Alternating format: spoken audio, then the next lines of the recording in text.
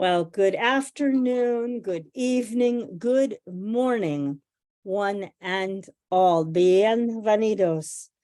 I'm Sandy Yannone, your host. It's Sunday here in Old Saybrook, Connecticut, and it is a sun day after quite a bit of rain this past week. We're here for Cultivating Voices live poetry. If it's the second Sunday, that means it's our new books showcase, and we have an outstanding quartet of poets today. We'll be hearing from Eamonn Wall, Pratibha Castle, Yeva Johnson, and Myles. I've really been looking forward to the week as it has crescendoed toward today. And I know that you all will enjoy the poetry as well. You know, I was thinking that, and I was talking about this a little bit in the pre-show, and thanks to those of you joining us here live in our Zoom poetry studio, those of you who are out there watching live on Facebook, and as well, the many scores of you that will be watching this on recording. You know, I've found that the days leading up to this, the news is always heavy. It's always heavy. But I have a number of friends in the Middle East, and whenever there is a conflagration of the level that we've been hearing about and seeing the pictures of, weighs on my heart heavier than my heart normally is, which gets pretty heavy with things in the world.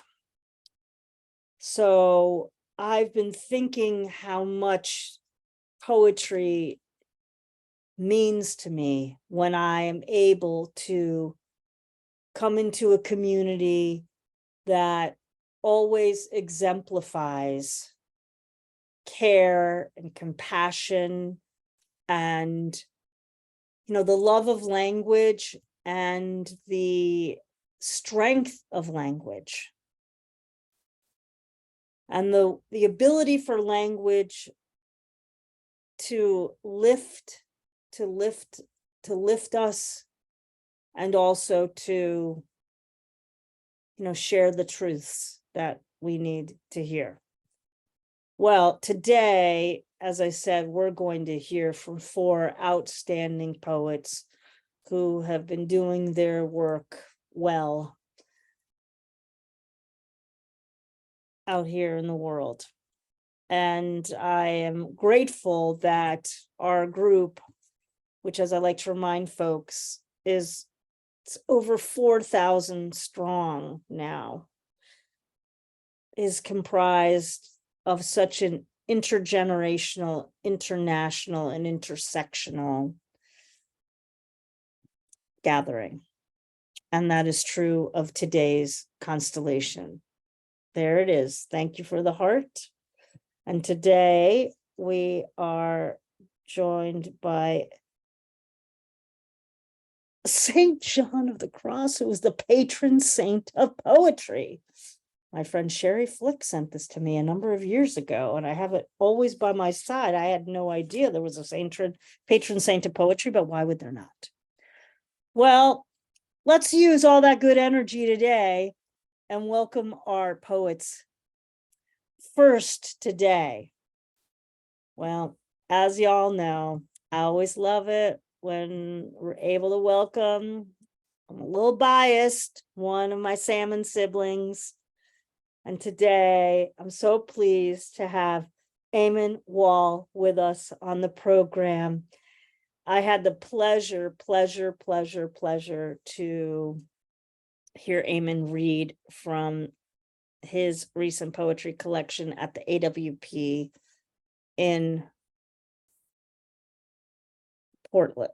Oh, excuse me, it was Seattle. I've left the West Coast, folks, so I'm a little off kilter with my geography, west, east, it's a little swirly in my mind these days. To be able to hear Eamonn read, and I had said in one of the receptions, I said, oh, I hope you can come on to Cultivating Voices. And I love it when we plant a seed and I get to experience when the seed sprouts. Here it is today. Well, Eamonn Wall is a native of Enniscorthy County, Wexford, and has lived in St. Louis, Missouri since 2000. His recent poetry collection, My Aunts at Twilight Poker from Salmon Poetry, is his 8th book published by Salmon. His prose books also include Writing the Irish West, Ecologies and Traditions from University of Notre Dame Press, and From Oven Lane to Sun Prairie, In Search of Irish America from Arlen House, Syracuse University Press. His essays, poems, and reviews have been published in the Irish Times, New Hibernia Review, Prairie Schooner, and scores of other publications worldwide. He is an accomplished professor of English and Global Studies at the University of Missouri in St. Louis. And I'm so grateful to have you kick off today's new book showcase. Welcome, Eamonn. Thank you so much, Sandy. Good afternoon, everybody. And I'm thrilled to be here. And thanks for the invitation, and to you, Sandy, for setting up Cultivating Voices, and to Kim for making everything possible today. So I'm going to read just a little sample of poems from the new book, and the book is a kind of family history. It's a series of elegies. It's a series of poems about places. It's about the pandemic, and it has a particular focus, I think, on the women in my family. So I'm going to begin with a poem called Red-Winged Blackbirds, and the poem is set at the Audubon Center in Western Illinois, but it loops back from there to coming home from school every day and having my grandmother greet me at the door, and she would bring me in and make me some tea and toast, and we would discuss the day. Red-winged blackbirds. Through field glasses, I observe one small flock of red-winged blackbirds busy about the Audubon Center. The viewer narrowing space to single frame, while dreadlock lines crossing over top, where rhythm sweet as monks my chant compline. Seed has been rattled to earth, grasses through lens magnified. Of wind, grass, and bird sound, no hard register rebounds indoors, though a song I intuit warbling, ear to ear, sweet as a lover's purr. Nowhere, guns, booty, murder, mayhem, not even the whiz cut of an automobile. Like my grandmother, the red-winged blackbirds do no harm. We sit in the 1960s side by side at the kitchen table, drinking tea, afternoon running along as its own great fearless river. At my back today, 2 miles away, swoons tied together, confluence of the Missouri and Mississippi rivers, red-winged blackbirds returning to the frame to feed. Grandmother taught me to be for silence watchful, and how to merge with it, then walk away. And so, thank you. So my grandmother, of course, all the time as a child in Enniscorthy, my grandmother's picture was on the wall. So it was even after she had passed away, she was always there. So I'm going to just switch back now a couple of to another generation of women. So this is my mother and Nancy Wall, and my granddaughter Juliet Jones. And so these two are come together in this poem. And the only word that you may not be familiar with is whisht. And whisht is a word we use in Wexford in Ireland to tell somebody to be quiet.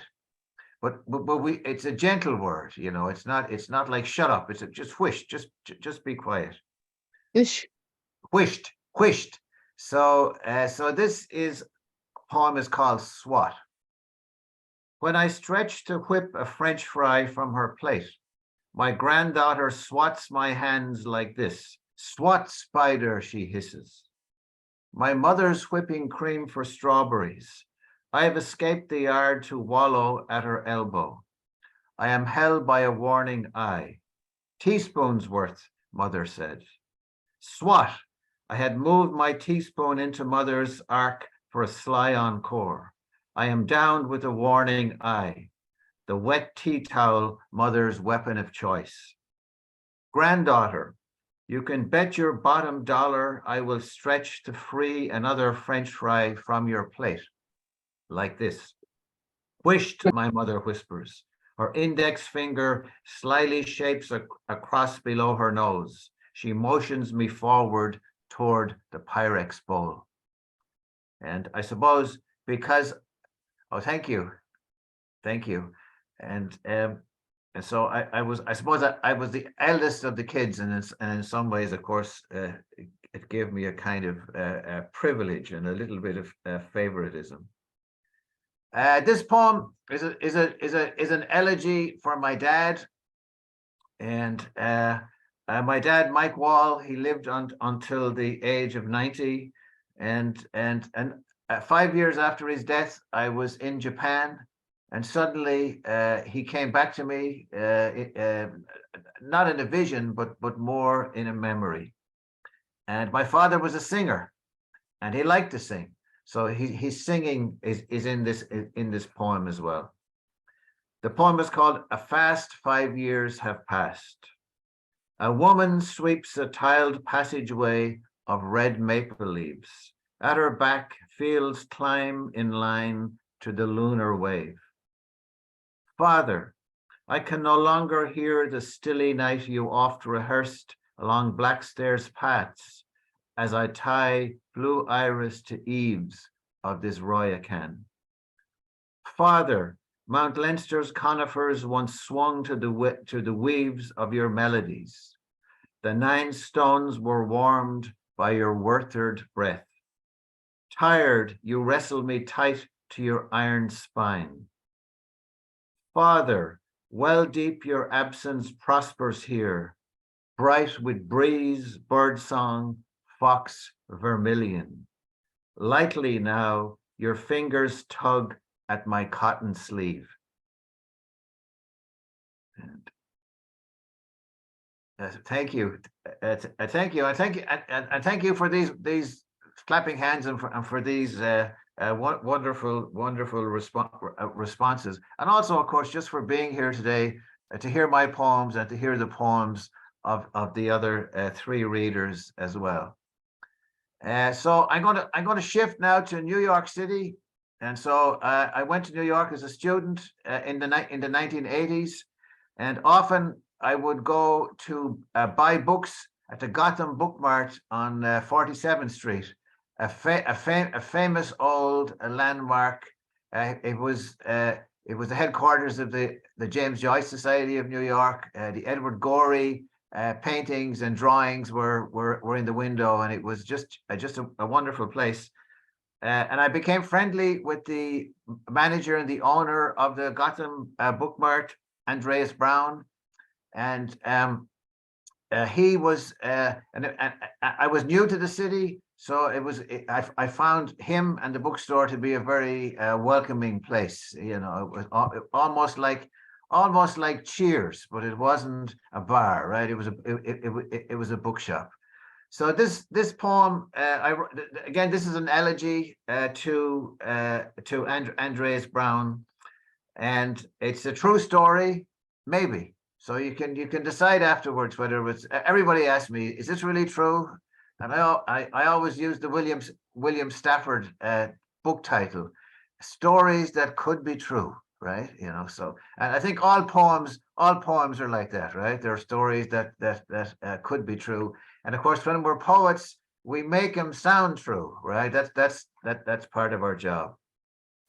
At the Gotham Book Mart. Once a young and hopeful scholar, I rushed the Gotham Book Mart shelves to seek sundry texts assigned for seminars, more in truth for old world ambience than supply of books wrung out. Sometimes your eyebrows climbed, Andreas, on bearing witness to an author's name in bold print upon my CUNY syllabus.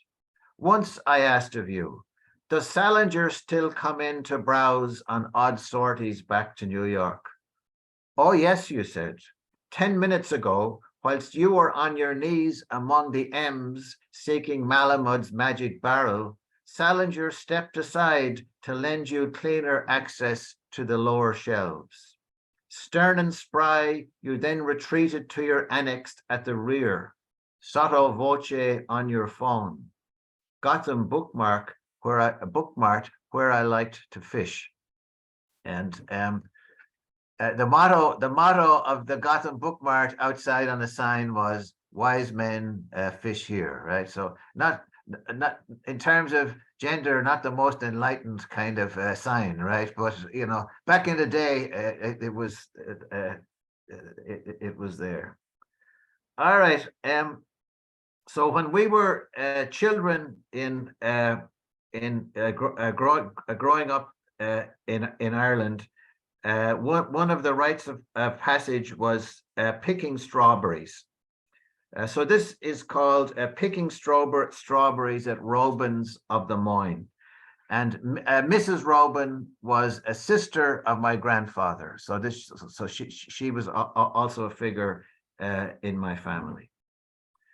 County Wexford, where I live, is considered the warmest part of Ireland. It has the best weather. Though, of course, that's a kind of not a great claim in Ireland, right? If you think about it, but we are known for our fruit. So it's the place where the strawberries and the raspberries and the blackberries that are grown in Ireland come from. Picking strawberries at Robin's of the Moyne. We headed out alert and spry in back of Robin's rocking trap. The sun was rising in the sky. The old man teased the donkey's back with the boss of his walking stick. At the table by the gate, a wide-hatted silver lady yawned. All of us were handed pails, told not to gatch, get on with it. Down the drills on hands and knees, we moved at speed. Filling buckets was our task, eating strawberries as we pleased. We broke for lunch and rallied briefly after tea. Mrs. Robin made up fair tallies, each child pocket lined with gold. We washed our hands at the cowhouse pump. We left the country tired and burned. Our bodies ached, our faces shone. Anyone recall the long jaunt home? Don't ask me. I was out all stone cold from farmyard fence to the island road in back of Robin's rocking trap. Thank you. And I mean, in hindsight, the magical thing, of course, that I recall is the fact that Mick Robin took us out to the country in an ass and cart, and then brought us back again. And of course, in my childhood, there was very little traffic, and you still saw these. You still saw donkeys and asses and carts along the roads. All right, so I have 3 minutes left, so I'm going to finish with a very short poem, and one part of this book deals with the pandemic, and the last part of the book was written kind of quickly at the end, just when the book was due, and it took in a lot of poems dealing with this period. A period I think that for all of us in various ways was very painful and very disturbing and very difficult. And The other poems in the book were written very, very slowly over a 7 or 8 year period, but it was just it was just at the end the poems were written kind of quickly. And so during the pandemic, I walked every day from the neighborhood that I live in here, and I crossed over a little footbridge into the adjoining neighborhood called Maplewood. And so over an 18-month period, I could observe very carefully because I was walking the same walk every single day. So this was the last of these sequence of poems, and one I think that is more hopeful. And this is my last poem. So thank you so much for being such a wonderful audience and for giving me your time on a Sunday, and to Kim and to Sandy for making it all possible. Footbridge to Maplewood. Slack water caught in shadow warp of winter trees, iced over. Moments I stand on the footbridge to draw breath with ancestors. I cross, hawk's breast, white on the limb, impassive, imperial. I walk, swivel through a stile as minutes drop into an hour. I return. The ice has melted. The sky is open. The sun's warming. Everything is turning. Thank you very much. Everyone, that is Eamonn Wall. What a fabulous opening to our new books showcase for today, the collection from Salmon Poetry, his 8th book.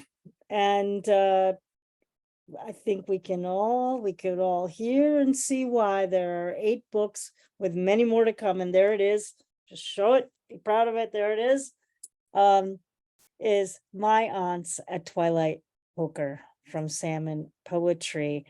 And I will just anecdotally say, I am a bit of a dish collector, and I love it when a Pyrex bowl shows up in a poem. If I was in my wrong mind, I'd try to do an anthology of Pyrex poetry. We'll see. Maybe some people will let me know if that's possible.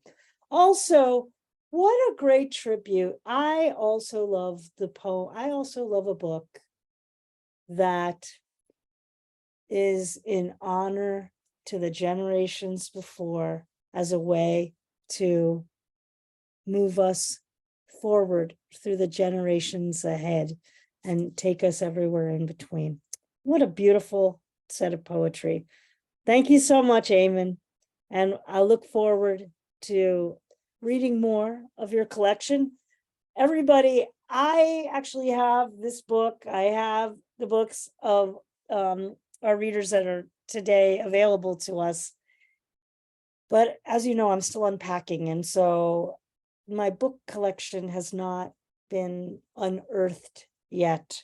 So please do, poets today, please do show us that book, because I'm not able to.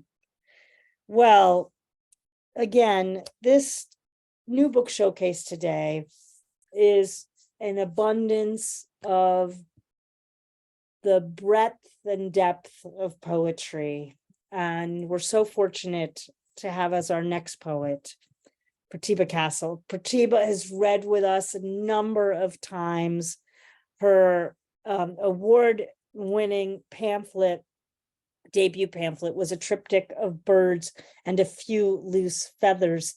And we were so fortunate to be able to hear poems from that pamphlet before it was announced that it was going to be published as a pamphlet, and then, of course, to showcase it as it was arriving as a pamphlet. And so it is with just great joy that we can welcome Pratibha back for her newest collection. Well, Pratibha Castle, Irish-born and now living in West Sussex, is widely published in journals and anthologies, including Agenda, Honest Ulsterman, The Storms, Spell, Tears in the Fence, The London Grip, Orbis, One Hand Clapping, High Windows, Fly on the Wall Press, and forthcoming in Stand. Pratibha has been short and long listed, highly commended, and given special mention in numerous competitions, including Bridgeport Prize, the Binstead Arts, Bray Festival, and Welsh poetry competitions, and her award-winning debut pamphlet, which I mentioned before, is A Triptych of Birds and a Few Loose Feathers from Hedgehog Press 2022. Today, we are celebrating with her the publication of her newest collection, Miniskirts in the Wasteland by Hedgehog Poetry Press, which has already been a Poetry Book Society winter selection in 2023. Would you please welcome Pratibha Castle? Thank you so much, Sandy and Kim and Don. It's wonderful to be here and to share. Here it is, Miniskirts in the Wasteland. So it's set in the late 60s and the early 70s. Some of you may recognize some of the cultural markers of that time. Also, perhaps the involvement in experimentation and exploration. So I can also quote what I'll steal Eamonn's phrase, stories that could be true. These are many stories that could be true or have strands of truth in them. It's up to you to translate and guess that. So I'm going to start with a poem called Octopus Ride. And it kind of was inspired by an experience I had when I was a little girl in Ireland, visiting back the cousins in Ireland. And one of them took me to this fair, and we got stuck on this big circle thing that we got stuck at the top. And it was something, for some reason, it tied into this poem in my memory. Octopus Ride. The cage dangles upside down on the tip of a tentacle, flung like a baby's arm to its steepest sprawl. It idles in the breeze, quivers, my knuckles white, tight with clutching the metal bar. A singe of sugar rises from the candy floss stand, and axle grease, Woolworth's scent, shouts, laughter, all the hurdy-gurdy grizzle of the fair. I breathe like sipping water in a drought, barely enough to keep me conscious, lest falling into a belly-bloating whale, I loosen my grip. How might it be to slip, to soar, a swift inscribing secrets, or the blood clot that might have been you slipping out from between my legs, to slump akimbo, crooked star glinting in the churned up mud, essence creeping through its jellyfish skin.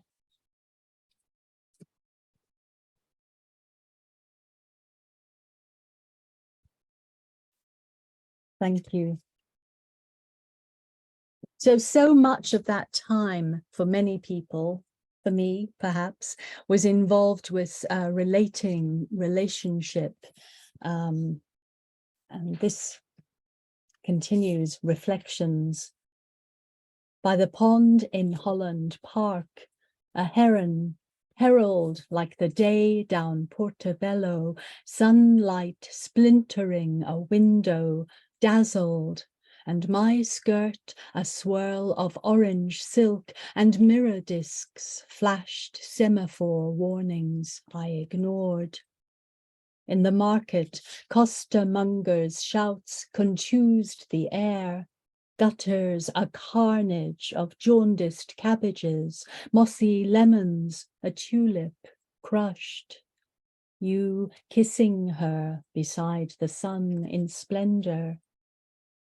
On the way home, clouds coffin heavy, silted the streets, stuttered traffic. While in the bus halted next to mine, a girl wept my choked back tears. But it wasn't all tears and misery. My saviour. Notting Hill, a bedsit state she'd fled to from the sticks on leaving school. CND signs scrawled on walls, graffiti bleeding like the Jesus hearts in every convent she'd attended. Long hair, bleary eyes, soul bro to the hippies in their purple flares, jalabas mumbling, wanna score?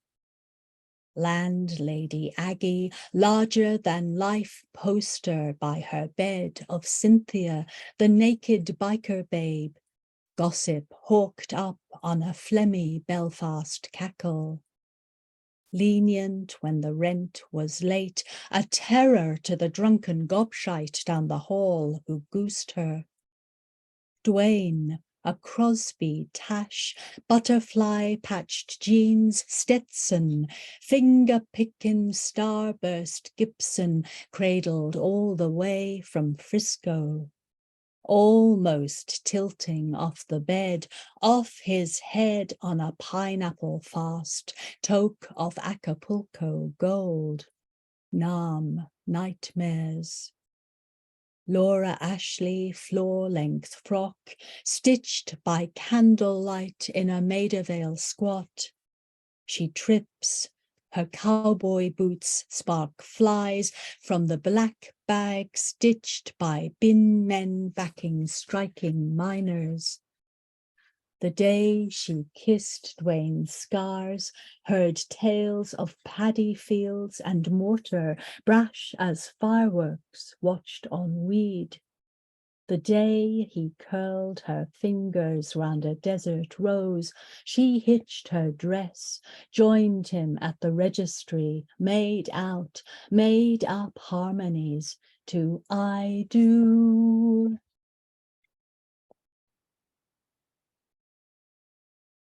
Thank you.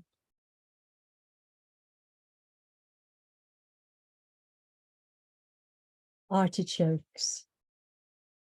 They sprawl beneath an oak, drunk on pheromones, honeysuckle whispers, skin tacky with honeydew juices. Noses cat close, they sip each other's breath, suck citrus, the cut of cuticle moons, mango flesh. Strip each other's selves like plucking leaves of artichokes. Tongues, tender snakes, trace glistening lips, lick eyelids, lobes, magic gully of a clavicle. Murmur secrets, mime Hendrix riffs, hum Crosby, Stills and Nash, lark ascending, declaim comings, eyes big love crumbs.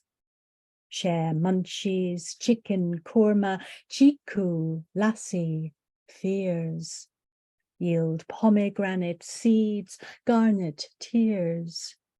Kiss scars from the punch-up in year 9, slide fingers into mucky secrets. Each peeled off self, more naked than the last, till what remains squirms, worm flush, bare.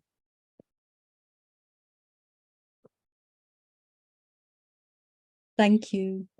Thank you. It's all about love and sex, isn't it?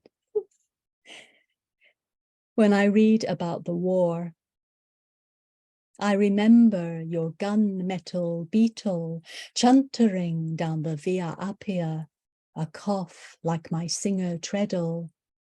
The square of Piazza Navona, where we chilled on a crumbling fountain edge, chaperoned by a pissing cherub, guzzled watermelon, pistachio ice, licked sugar trickles off each other's chins, my milk skin curdling in August blaze. I remember stars combusting in a cobalt sky, sand and your gaze burrowing in secret crevices. As we lazed to heartbeat waves, octopus-limbed after loving, transported on the magic carpet of your army sleeping bag. I remember a siege of pewter clouds, russet leaves blitzing rubbish bags outside my Chelsea flat, where I loitered in the hall, chewed split ends, watching for the post, your last note smeary in my pocket, shipping out to Nam tomorrow. I remember the day an airmail like a moth blew as your eyes fluttered to the mat. Green heroic script. Jeff mentioned you. This dude dropped by. Jeff's missing. Jeff's sister, June.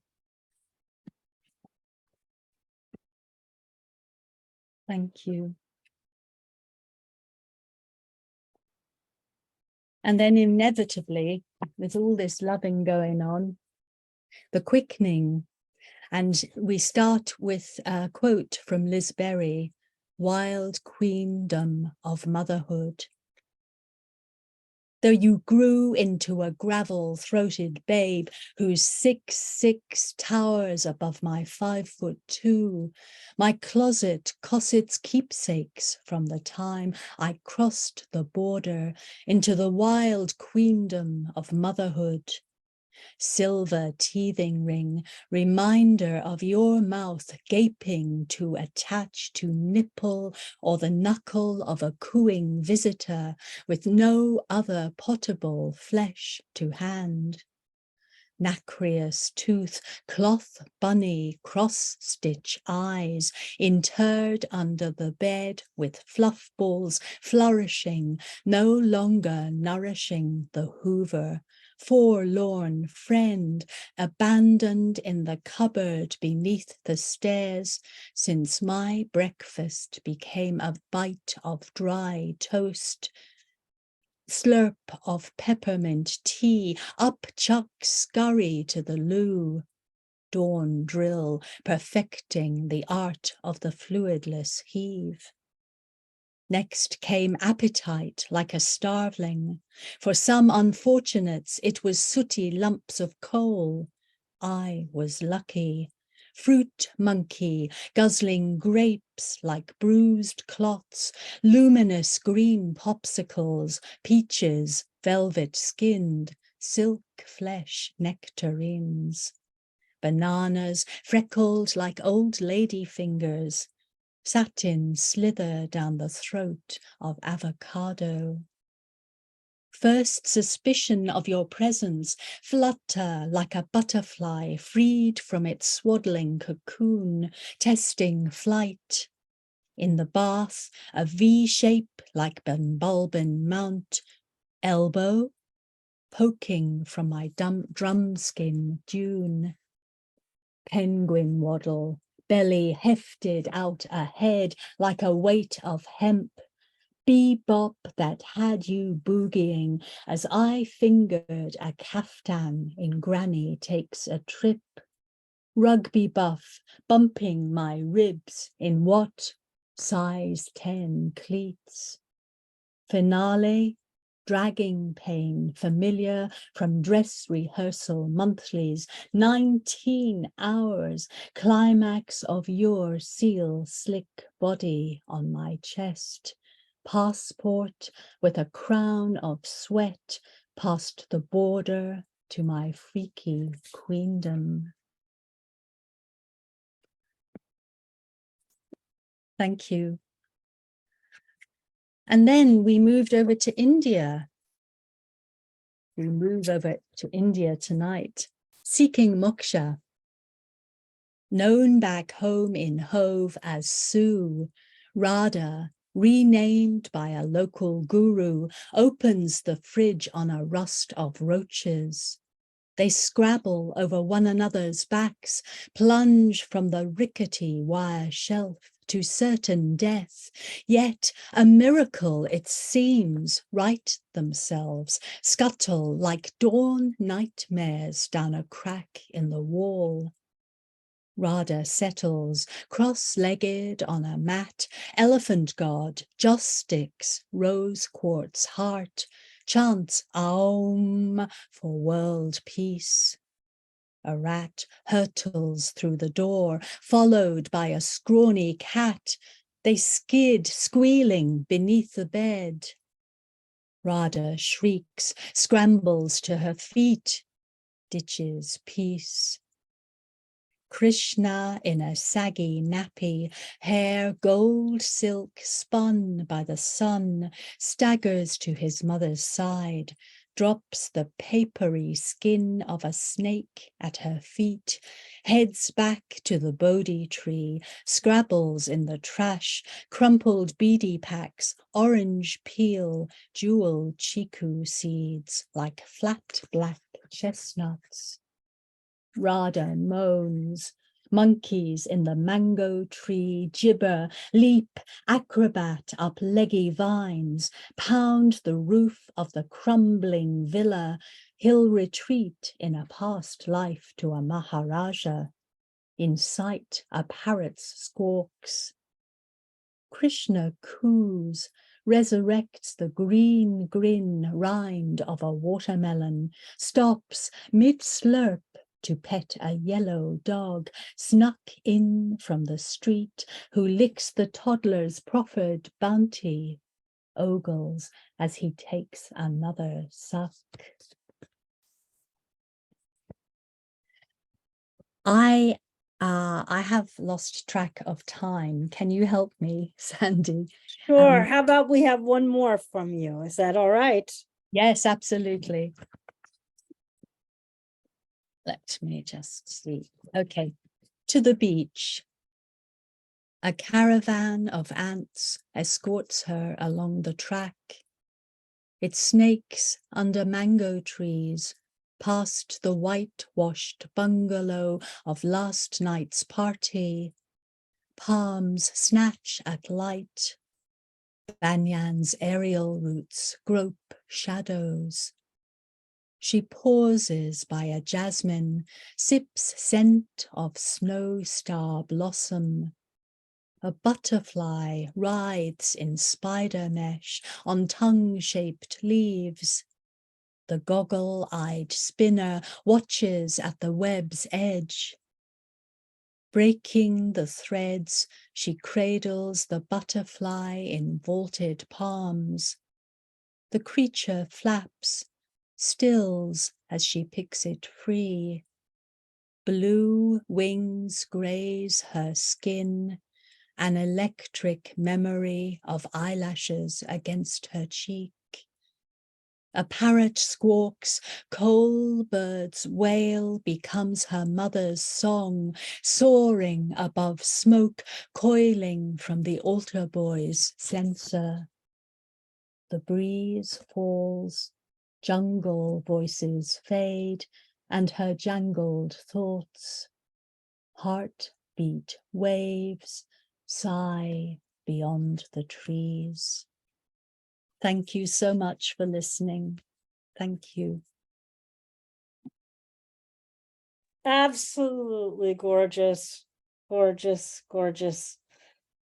Everyone, that is Pratibha Castle. The new collection is Miniskirts in the Wasteland. And I just have to say, I can understand how you could lose track of time. I lose track of time as I'm listening to you. Your readings are always so mesmerizing. They just take us everywhere they are meant to go. And I also wanted to encourage folks that, we have many, many lessons that, whether we realize it or not, when we're sitting here listening in a poetry reading. And there's a reason that our series is called Cultivating Voices. I mean, you just now have gotten to hear two very distinct voices in Eamonn and Pratibha Castle. And I just want to always encourage us to cultivate our own unique voice. We do not need to sound like anyone else. And these are just tremendous examples of poets who have just truly stepped into their own space to offer just such scintillating, wonderful, poignant work. Thank you so much, Pratibha and Eamonn, for allowing me to make that point today. Well, another voice is joining us next, and another truly unique voice. And I always am grateful, brings a big smile to my face when I get to introduce Yeva Johnson to the group. And we were talking a little bit in the pre-show about how we first met in the collectibles reading series with Headmistress Press. It was this one glorious year where I was double gigging as a host, and the wonderful writers, the wonderful women that I met through Headmistress Press, who then were able, after that series ended, to join Cultivating Voices. And I'm so grateful that Yeva is one of those poets who made that transition over to Cultivating Voices. Well, Yeva Johnson is a Pushcart Prize nominated poet and musician. And if you've been on the program, you know that that is a signature feature that accompanies often her powerful poetry.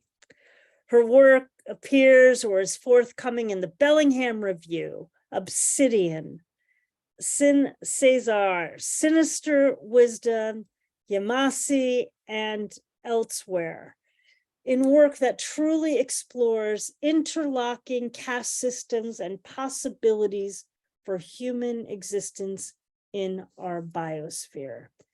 Yeva is a past Show Us Your Spine's artist in residence with Radar Productions from the San Francisco Public Library, and Marion Weber Healing Arts Fellow at Mesa Refuge, and current Brown Handler Writers Residence and poet. A San Francisco Bay artist with the San Francisco Bay Artists Collective. Yeva's debut chapbook, Analog Poet Blues, is on the cusp of publication this year and will be available from another fabulous press that we have here in the United States. I recommend poets look toward the beacon that is Black Lawrence Press. So congratulations. We all have been awaiting you having a publication that we can celebrate and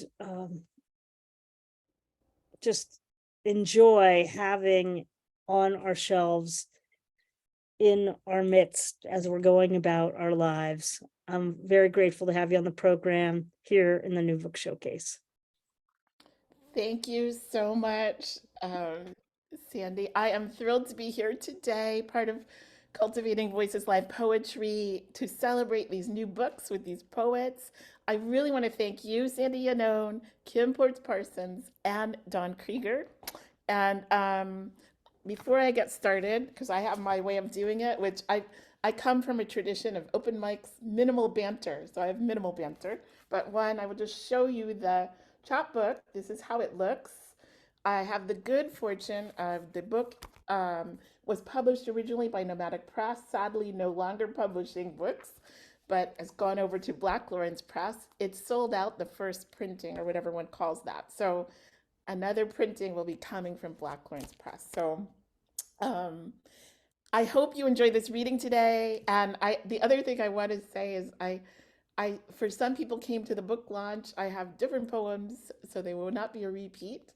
And I couldn't resist. There's a poem that has Cultivating Voices Live and Headmistress Press in it. It's a little bit longer at the end.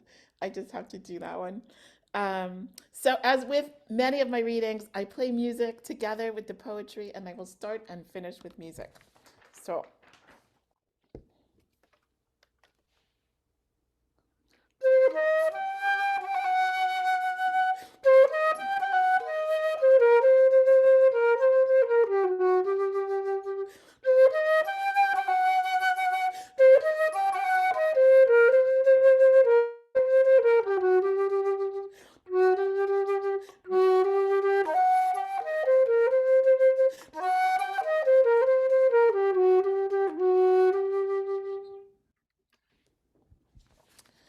This is Diasporic Loops.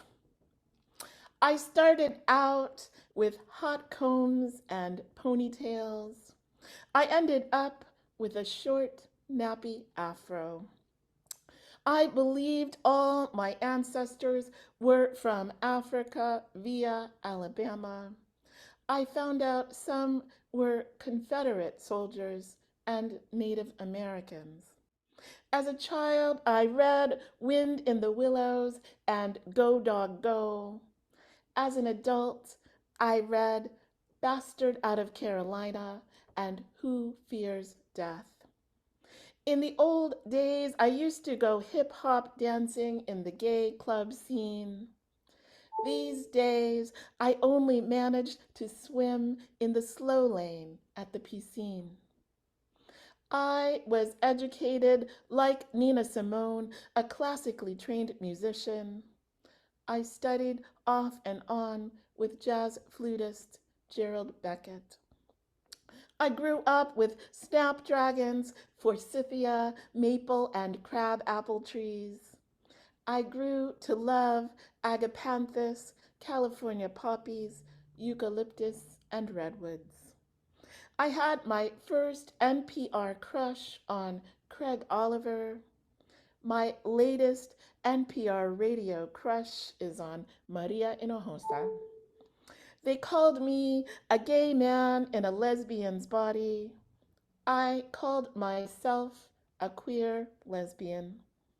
I was a feminist and a pacifist. I am a pacifist and a feminist. I could always mix up a marvelous matzo ball soup. I have mostly mastered making a magnificent mujatara. I said 8 smaklik before meals with my family of origin. I said foi ótimo, muito obrigada after meals to my chosen family. I was raised an agnostic, Unitarian, Universalist, searching for truth. I became a humanistic Jew, still searching. I started out full of dreams. I ended up with so much to say, but running out of time. And this is incantation for Black lives to remain in focus after the outrage fades. With gratitude to Community of Writers and the BIPOC writing community's Carrie Marr. Oh, wise one, we call on your essence We cleave to justice, but find only feather pillows after the owl's flight, a shifting enemy. We seek, O Mother, a path to prevent more deaths, more suffering. Let not our heart's desires immolate on scattered alliances fanned by misbegotten echoes of promises already broken. This time, let the sword strike at the root to end this senseless cycle. This is offline romance in the digital age. I walked to meet you and glimpse your smile. My heart thumped for days afterward. Snail mail, my only recourse to reconnect with you. Did I delight or surprise? You received my handwritten missive and understood its sapphic sentiment. When your return note arrived, my heart skipped and glowed, and that night, at long last, sleep came easily and settled a grin on my lips, surrounded by sweetest dreams of you. No internet demon could capture this spark, our analog overtures. Pen, paper, and stamp triumphed to support queer love without digital interference.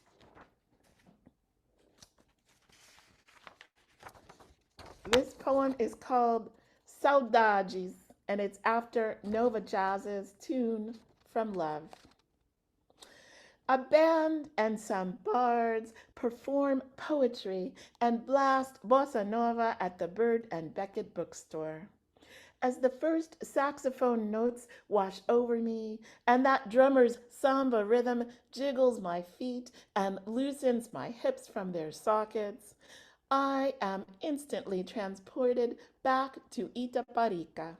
I was still in college, young, robust, both anterior cruciate ligaments intact, no arthritis. We took a cheap boat ride to this island getaway off the coast of Bahia, strolled past Club Med's beach to a secluded inlet. At the water's edge, I stripped off my clothes and submerged briefly to staunch the scorching. Kissed by Eamonn, the sea goddess, I emerged dripping with salty water, flashing golden on my fresh mahogany tan. It was a sweltering day at the start of an 8-month stay. But here I am, 30 years later, at the cusp of old age, chair dancing next to book stacks and back at the sea, sparkling with sun and salt, simultaneous cool.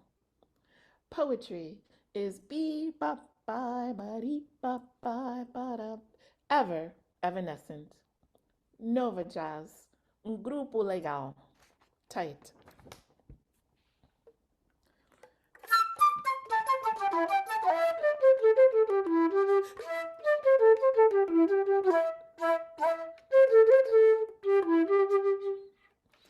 Slight musical interlude. Okay, the next poem is called Coconut Oil Revival, after Eve L. Ewing's Shea Butter Manifesto. Shoulder, nose, and space between the toes wriggle with delight as I lather organic coconut oil all over my body after a shower. Soothed by the water from melted mountain tops which flowed to lakes and rivers that supplied my shower head, I smell delicious enough to eat. In the bathroom's steam, I inhale and exhale the call of the sea, crashing waves, and echoes in a shell that utter, I love you, I love you, I love you, in plangent tones from my mother, my father, my ancestors. Their scents linger in the sweet coconut mixed with the sting of salty sea kelp that becomes my new skin. And this is If I Were an Earthworm. What if I had 7 hearts, and I were for some reason severed in 2, so both parts of me wriggled on to other lives? Would I remember the single creature I'd been before I suddenly became my own twin? Would I ever stop swimming through dirt, breathing dust? Would I drown in my own underground watery grave at the next monsoon? Or would one half of me inch my way up to the surface, snorting out mud slurries to exchange waste for oxygen, and then pause for a moment to spy a goldenrod sun before my skin dried out and I had to return to earth, my sea of soil, my worm life?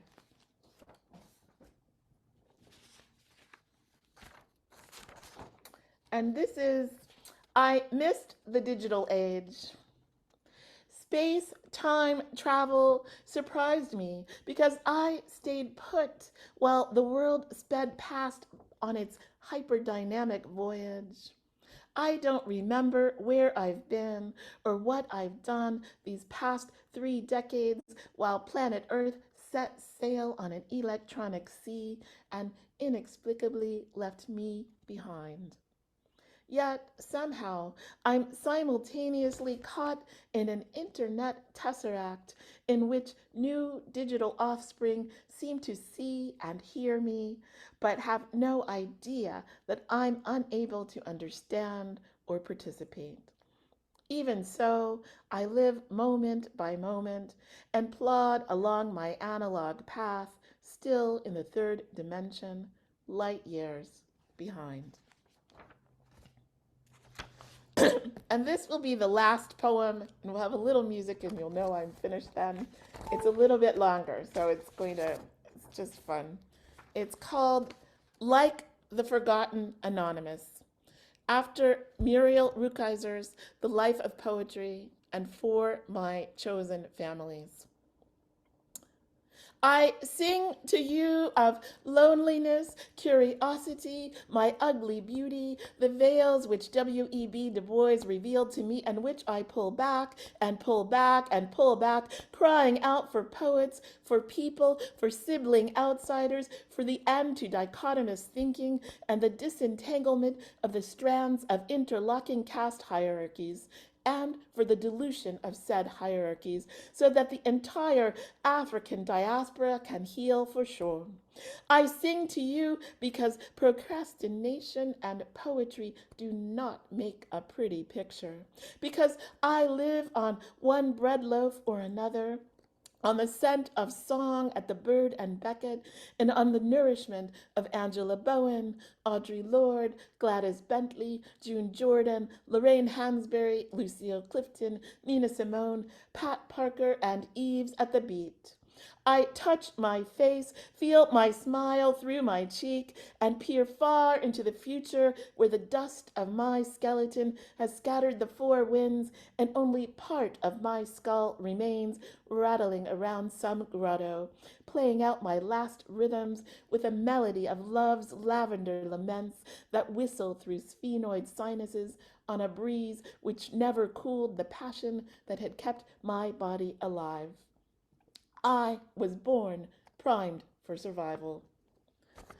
I sang to you of truth and beauty, love, friendship, and death, because eventually my well ran dry, my hedge brook trickled out, my lakes turned to rolling meadows in virtual valleys, my snow-capped peaks poked bare sun-metal tips at the door to the sky's radar productions. My ocean tide did not rise high enough to carry me on the sea of life. I sang to you because a mind is a terrible thing to waste, and BIPOC, Jewish, music, cutie poc, artistic, and writing communities sang back in a symphonic tapestry that formed the village that raised me.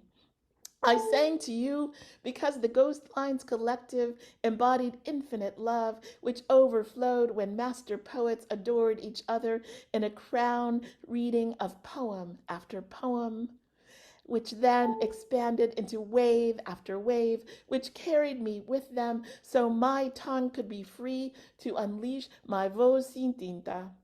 Anyone who knows me knows I don't speak Spanglish, mas eu falo portuñol, yo hablo português, and I'm learning Axolot. Like a middle-aged Hansel or Gretel, I tapped in and collected refrains one by one to follow a path back to myself. I sang to you because I couldn't ask you to remember me. I was rooted and it was written that I was destined to be forgotten. So I asked you to remember a radical feminism where every gender shines true, to remember every color of the human rainbow is sacred, to remember sentient beings are beings, not objects, because I had hoped that you would act accordingly. This is what love means. I will sing to you of atavistic wisdom and the last poet, because I drift as dust and sprinkle the dreams of future offspring with the warning: beware of the dog and the alley cat. Respect the voices of our nation's arts and always heed la palabra musical. It's time to get lit at this rainbow writing school where the headmistress presses you to produce new poems on first Fridays at City Lights so you can cultivate voices live. Root Slam. I will sing to you after spending a lifetime listening to Catch My Name.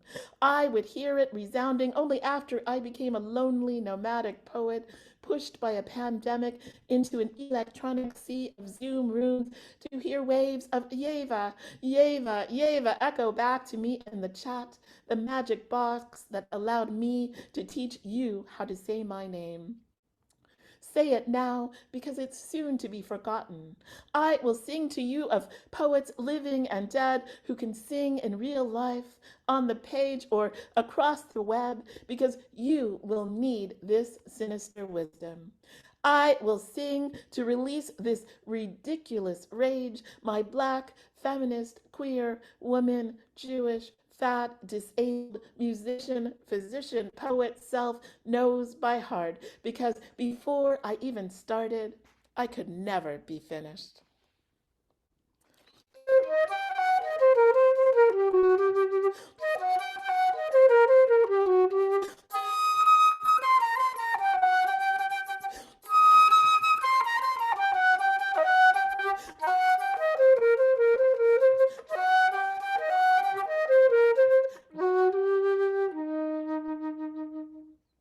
Thank you. That is Yeva Johnson, my friends. Oh, I love it when you bring everyone with you. And that is what you do with your voice. Oh, I'm so grateful to be able to hear it again. I'm grateful for your minimal banter. We know I am not a minimal banter person. I take it all, I make up for your minimal banter because it's about the poetry with you, sister. There it is. You don't need the banter, nothing. Just the poems, with, of course, the music accompaniment. That is your signature.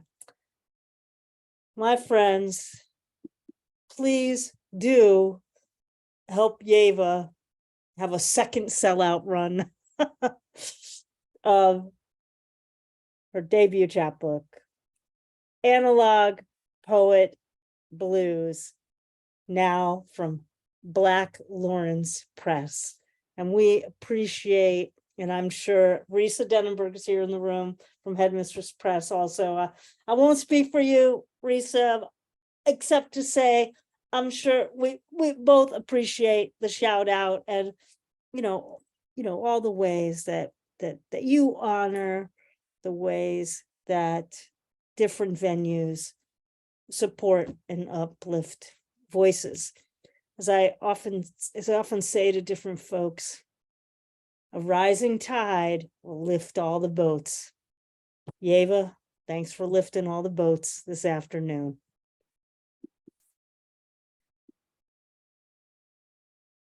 Well, everyone, we go from Yeva to, we go right to a Headmistress Press winner I'm so excited when Anne began joining Cultivating Voices and let us know, like, oh, I have a book from Headmistress Press. We're like, oh my gosh, yes, yes, yes, yes, yes.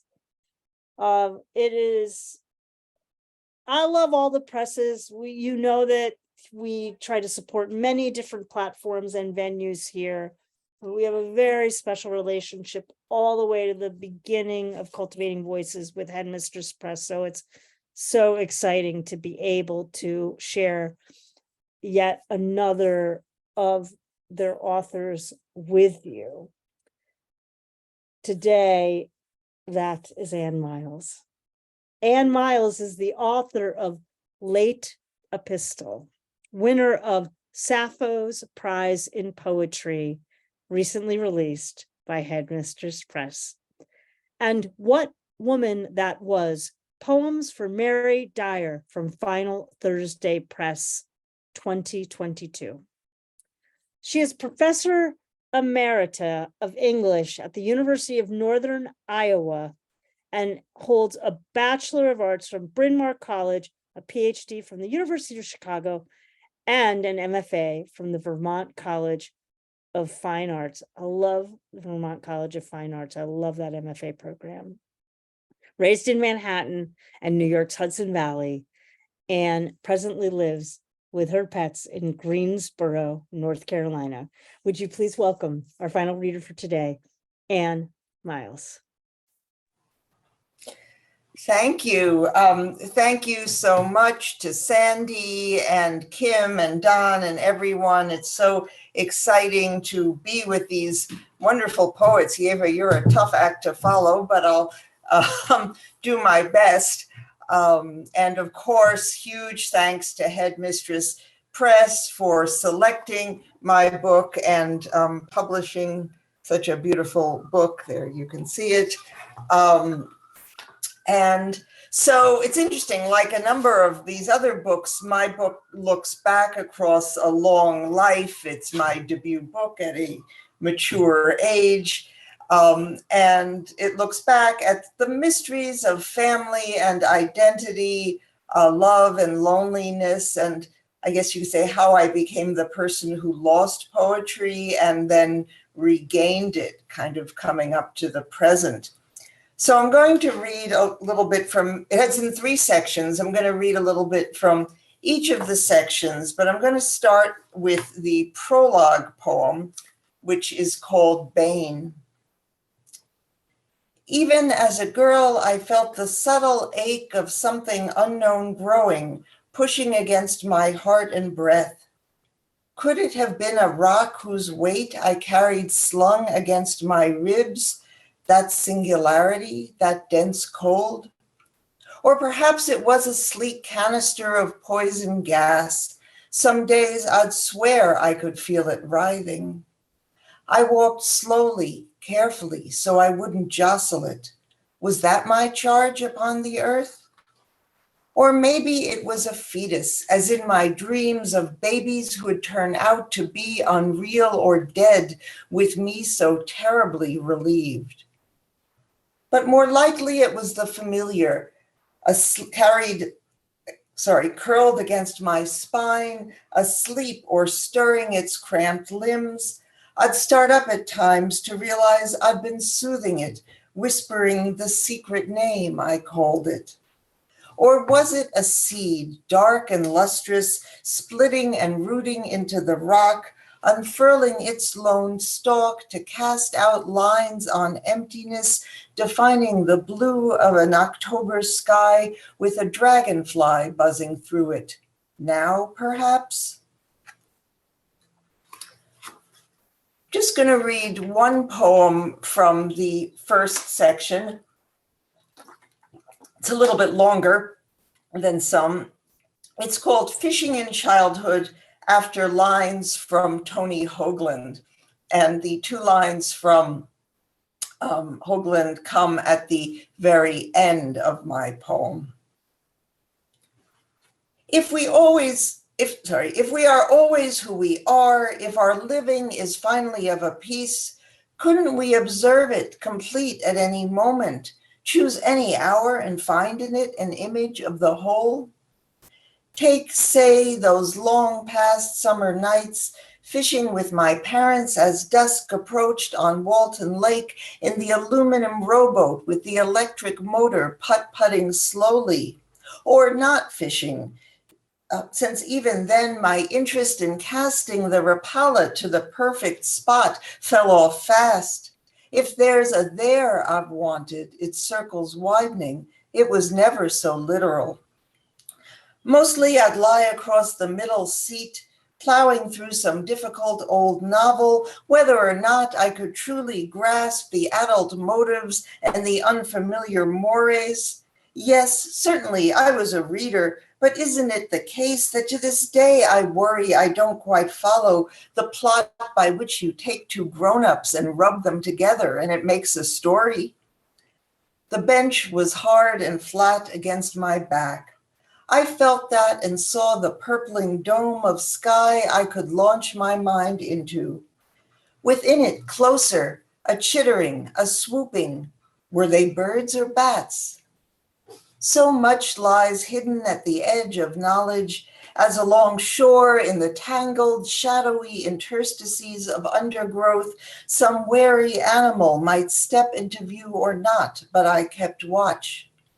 Meanwhile, my parents talked to one another, the play of voices, a soothing, steady lapping to which I need not respond, so that even now lectures and readings lull me all too much, returning me to childhood, held and safe, though also private and alone, an only child whose feelings are not much inquired into, until I began to drift like the soft curl of water riffling from the hull or breaking from the fingers that I trailed. Suddenly, a line would jerk and tighten as one of them reeled it in, snagged lure or fish, and I'd scramble upright so I could see, though I clenched with pity for the bass gasping in air, as my father twisted the hook from its stiff jaw and raised it a moment to admire before sliding it back in. Our fishing was benign, I told myself. We set them free. We had no need of them, and wouldn't they go on to live their lives? Yet some sadness lurked unnoticed like the creatures in the woods. Or maybe there was nothing, and I only sensed the depth in the middle of the lake, that canyon where no one could descend, its cold currents flowing out from secret springs, and fronds that might reach up and wrap a feathery grip around one's ankle. Is this it? Is it anything? Or only memory drawing me back to write of lakes, their stillness and reflective mystery? There's something I discern there, solitude, the weed smell of emotions left unspoken, the strangeness of the complicated human plot, the slipped fish flickering away. So today, a slimmer book in hand, it all returns as I read the words and feel a long line tug and wonder at what makes us what we are. Leaving people and being left by them, this catch and release version of life.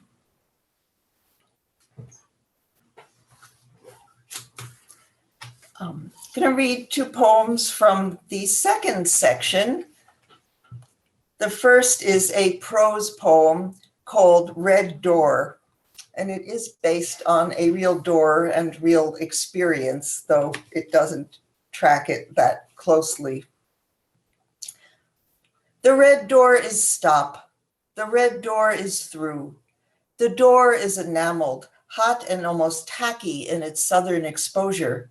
Sometimes the door shines and drips with rain. The door is a rich and lickable red, like the hard candy coating apples. The door is red as burlesque lipstick, as scarlet silk. The door is a siren. Out and in is before and after. I dreamed so long of knowing what was behind it. I waited in the car. I drove around the block while I fantasized about running up the walkway and trying the handle. I was afraid to look if anyone was home. I imagined if I knocked, there would be no sound. The red door is the door of a house. I should have said that already. It has a peephole and brass numbers. A woman watches her children play on an antique rug on the other side. It looks like picture books, but not everyone gets to live in a house like that. I imagined what it would be like to step through that door, to feel with my own hand the smooth and solid opening. Sometimes all I can think about is going through the door, but when I stand in front of it, I don't want to anymore. I admire things that are impregnable. They make me feel so queer. Still, a door is a passageway. How would Persephone have been taken to the underworld without one? I picture a red door in the ground, pried violently open. So much is down there, let me tell you. The counter heart, the counter house, the charnel house, the first nothing the world's roots grow from.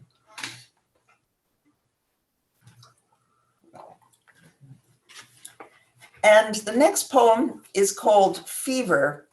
And I think it helps to know that I originally wrote this in the first few weeks of the COVID pandemic, when it was pretty terrifying. And, you all thought, or certainly I thought I might get it at any second. Any rate, Fever. I recall of it her bedroom piled with books under the slanted roof, flannel sheets fuzzed with dog hair, smelling of her hairy dogs, and the comforter I pulled up shivering. Below, she was playing cards with her old friends, but I knew she held on to the thought of me like keys inside a pocket you can't stop touching. Their voices drifted up. The whole house hummed with secrecy that I was there, her cherished one. How many years I'd shaken with pure longing just to be beheld, to come inside, to stay. Sooner than I expected, the friends were gone. She drew me a hot bath and my fever broke, and the night was still and just the two of us, and I slept curled by her warm back and thighs. How many years so I can barely now remember what fever feels like, waiting for what might come and what I can't imagine coming back again. Alone, I press my hand to my own forehead, call some faceless, vast beloved to behold me now, some tenderness without a name to rise and hold me precious in this house of flesh.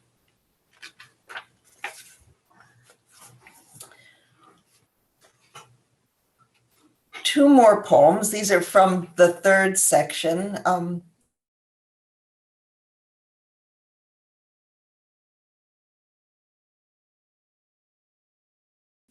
First is an old folk town in the city in the now Poland, where many of my ancestors came from. I scroll through the murky images, looking for one I know somehow when I see it. There it is, a narrow alley leading toward an archway, opening to a wide perpendicular street, a small dog stationed in the middle of it. Plasters flaked off the dark stones of buildings, trunks stand beside their wooden doors. No year, but a foreboding German label reads, Gasse im Judenviertel von Bialystok. In the middle ground, walking away from the camera along the cobbled gutter, there's a woman. Or I think it's a woman, not a man in a long coat. The truth is, I'm really not sure. But all I can ever summon of my lost ancestry is the vision of a long skirt brushing against an old gray wall. Inside it, mysteriously, someone who thought of herself as I do. So let's say it's a woman, let's say the skirt's hers or could be. It's the closest to a picture I'll get. She feels the cobbles through the soles of her boots. She's got a package under her arm. She's headed to a place she knows well. She's by herself. That, I realize, is what I've been searching for. The sight of a woman walking, hearing her footsteps in a register different from whatever else she hears, hearing her own silent thoughts above that. How odd to conceive of the seed of the seed of the seed of me inside her. The laws, the rituals, the husband and children, no choice in any of it, the fear of the pogrom. Yet she's listening to her steps echo, to the dog barking, and thinking of something she wants. What she sees is just the space opening up in front of her and the cloudy light falling all around.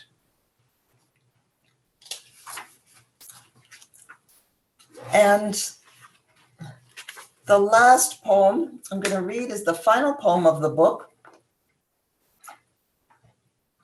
It wasn't easy to figure out how to end this book pretty much in the present, since life is unresolved, and how do you resolve a book in the face of that? But so I didn't really. I am waiting. I am waiting for the trumpet to sound, for a new life to begin, whatever that may be.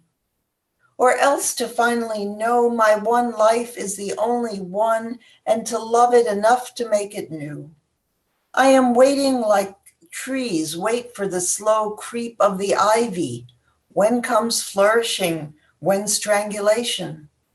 I am waiting like a broken-handed statue waits to be mended, and I am the branch waiting to fall and crack it again. I am the rain and the rust and the hole. I am watching the pot of my own aging. Will it boil? Will it evaporate? I am waiting for a nearly imperceptible touch, or to remember what touch is.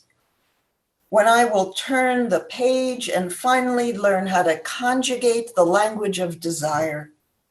It will rise in my throat, it will slick my palms as I lift them up in a gesture of healing, as I lay them upon myself. I am waiting for the shoe to drop. I am the shoe lost behind the shoe rack. I am the white and calloused foot. Who is there to tell about it? I am telling you who are waiting in your way, in these measures we share, this aria, one trill and another suspended before the close, renewing yet once more. In our ecstasy, our dread, our again and still. Thanks.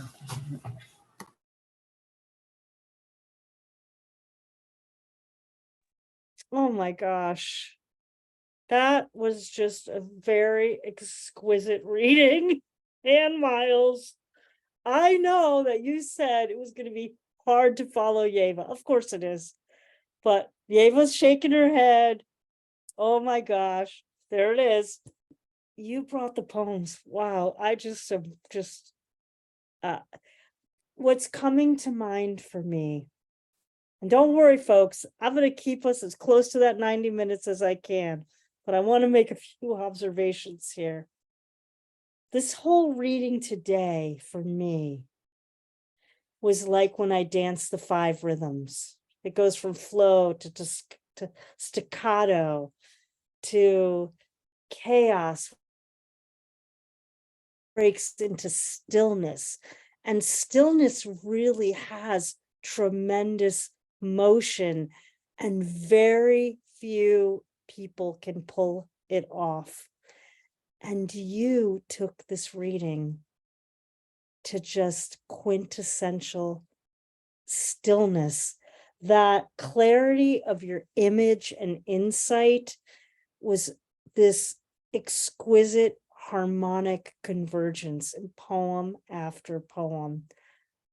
I am so grateful that I had no idea. I mean, Kim does all this. This is Kim's magic, but that the order was perfection today. Thank you, Anne. Oh my, the book is Late Epistle from Headmistress Press. That's Anne Myles, everyone. I cannot wait to hear more of the poems, and I can't wait to have the book join my other books from Headmistress Press. Thank you.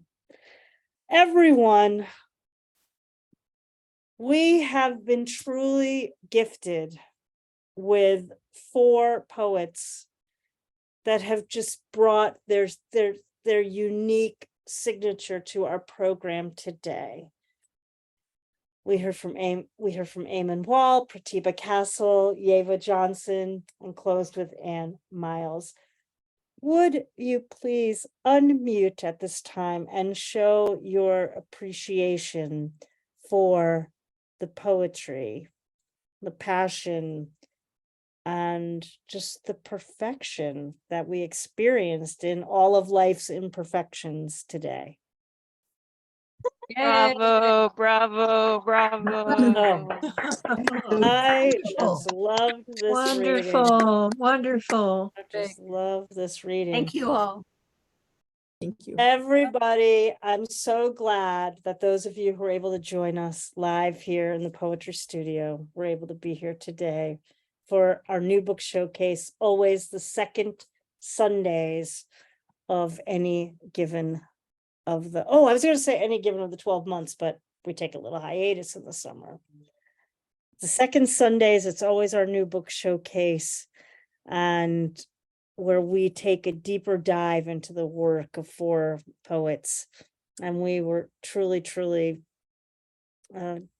just really gifted today by this reading. I welcome you all, of course, to join us next week. We come back and we go from that deep dive into the wild chaos of the wild card open mic. So bring your poems. Come if you would like to be one of the featured poets, 5 minutes apiece. Be here 15 minutes before start time to sign up for one of those 12 spaces. And of course, we will always start a waiting list. And if I am not too verbose, we get to some of those folks on the list. Again, I cannot thank our 4 poets enough today. Eamonn Wall, Pratibha Castle, Yeva Johnson, and Anne Myles for sharing their poetry with us. The work is a reminder of why poetry matters and how it can really hold us in fraught times, in times when grief and joy are always holding hands. And today was another exemplary example of how poetry holds that space. I appreciate all of you holding the space with me today. I'm your host, Sandy Yannone, for Cultivating Voices Live Poetry. Again, I hope you'll join us next week. And as I always say at the end of every program, please take exquisite care of yourselves this week. Take exceptional care of your beloveds, and that includes that swath of the ancestors and those coming on ahead of us. Take good care of all of us. And just keep writing your miraculous poems in your own voice. We'll see you next week on Sunday. Take very good care. Enjoy the rest of your day. Be well.